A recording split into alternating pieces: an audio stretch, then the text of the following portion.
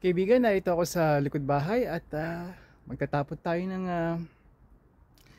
ng ating kitchen scrap, yung mga napagtabasan at nalumaan, na nasiraan ng mga gulay at prutas. Hindi may iwasan yan dito sa North America, kaya ang kaya lang natin gawin ay bumili ng tama lang, sapat. Even sa ganung paraan, hindi pa may iwasan. Ito, papakita ko sa inyo.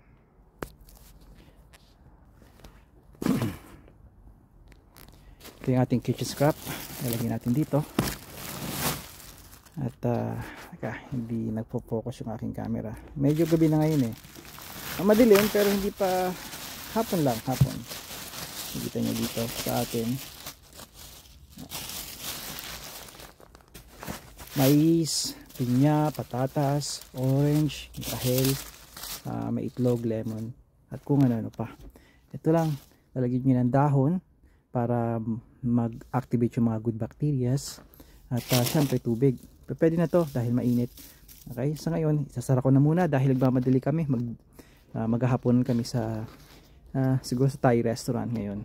Kami mag-ama, magpamilya. Ay kaibigan, konting mensahe, video para sa inyo. Sana nasa mabuti kayong lagay sa tuwina. Hanggang sa muli kaibigan. Padayon.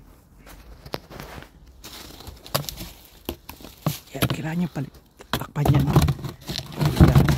pag uminit nyo, maring mga amoy.